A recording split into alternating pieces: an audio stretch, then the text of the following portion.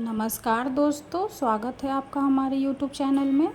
आज की इस वीडियो में हम विश्वकर्मा पूजा व्रत की कथा के बारे में जानेंगे। हिंदू पंचांग के अनुसार विश्वकर्मा पूजा हर साल कृष्ण पक्ष की चतुर्थी तिथि को मनाई जाती है। इस दिन कल कारखानों, घर में मौजूद अस्त्र शस्त्र की विशेष पूजा की जाती है। ऐसा कहा जाता है कि इस दिन इन चीज़ों की पूजा करने से भगवान विश्वकर्मा बेहद प्रसन्न होते हैं। भगवान विश्वकर्मा को दुनिया का पहला इंजीनियर कहा जाता है।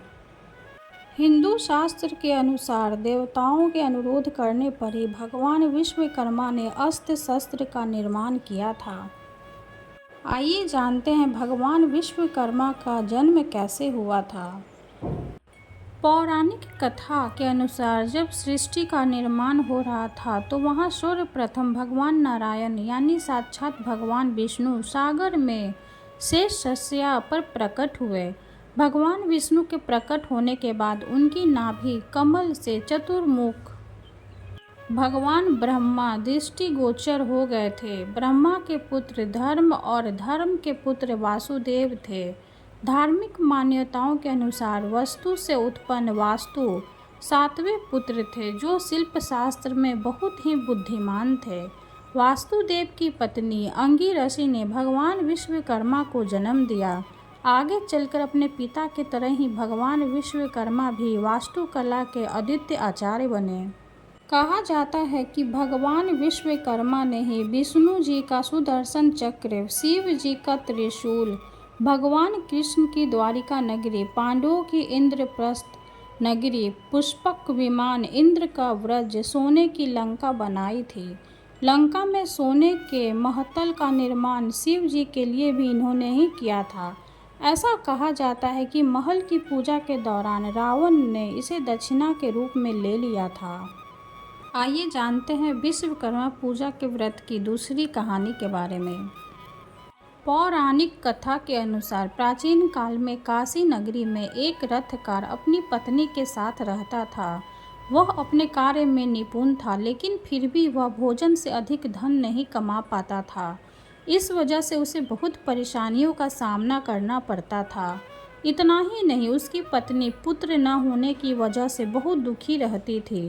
वह दोनों अक्सर पुत्र की प्राप्ति के लिए साधु के पास जाते थे, लेकिन उसकी इच्छा फिर भी पूरा नहीं हो पाती थी। एक दिन उनका एक पड़ोसी ब्राह्मण ने रथकार से कहा कि तुम दोनों भगवान विश्वकर्मा की पूजा करो, तुम्हारी हर इच्छा अवश्य पूर्ण होगी। अमावस्या तिथि को व्रत कर भगवान विश्वकर्मा का महत्व सुनो।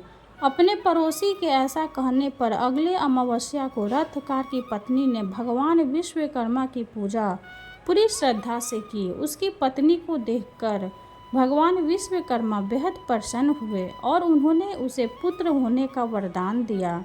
भगवान विश्वकर्मा के आशीर्वाद से रथकार की पत्नी को एक बेहद खूबसूरत पुत्र हुआ।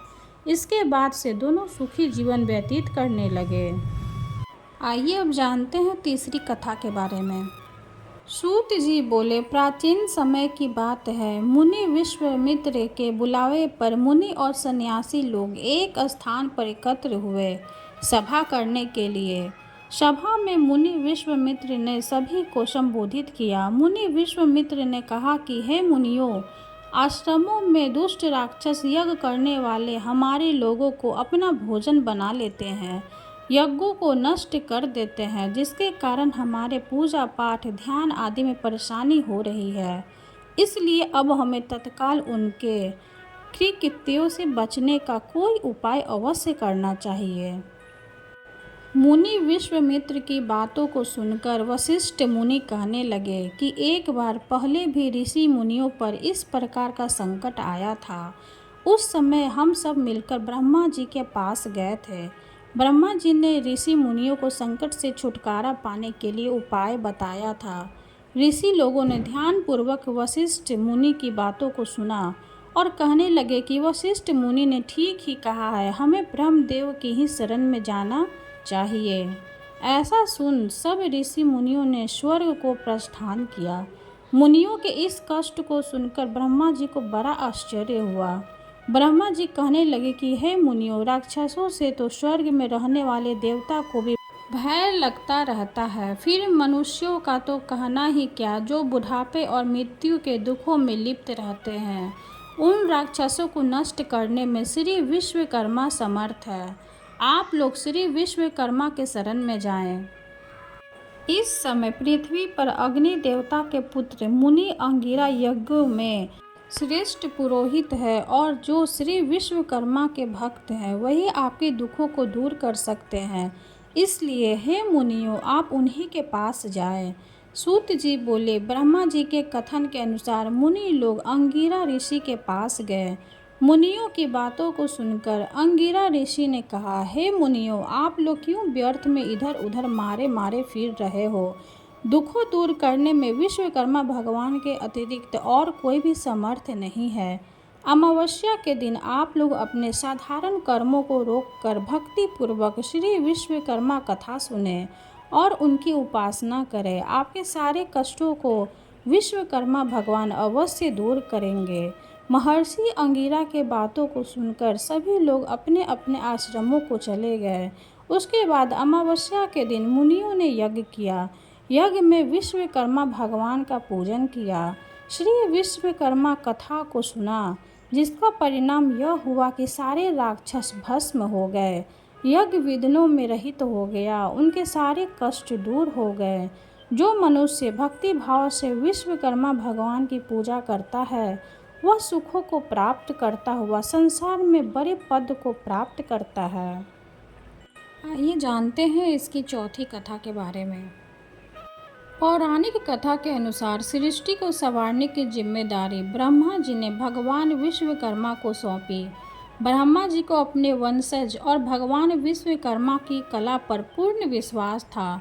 जब ब्रह्मा जी ने सृष्टि का निर्माण किया तो वह एक विशालकाय अंडे के आकार की थी। उस अंडे से ही सृष्टि की उत्पत्ति हुई। कहते हैं कि बाद में ब्रह्मा जी ने इसे शेषनाग की जीभ पर रख दिया।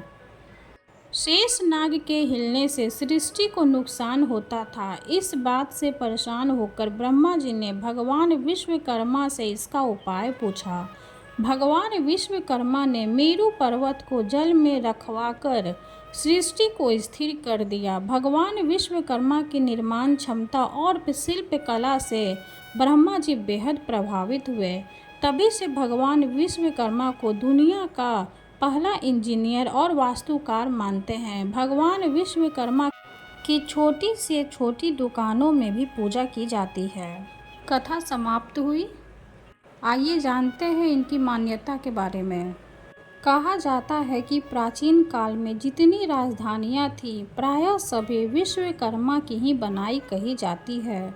यहाँ तक कि सतयुग का स्वर्गलोक, त्रेता युग की लंका, द्वापर की द्वारिका और कल युग का हस्तिनापुर आदि विश्वकर्मा द्वारा ही रचित है। सुदामापुरी की तत्क्षण रचना के बारे में भी यह कहा जाता है कि उसके निर्माता विश्वकर्मा ही थे। इससे यह आशय लगाया जाता है कि धन धान्य और सुख समृद्धि की अभिलाषा रखने वाले पुरुषों को बाबा विश्वकर्मा की पूजा करना आवश्यक और मंगलदायी है। आज की इस वीडियो में इतना ही। मिलते हैं फिर अगली वीडियो में। वीडियो अगर अच्छी लगे तो लाइक कर दें, चैनल को सब्सक्राइब कर दें। धन्यवाद।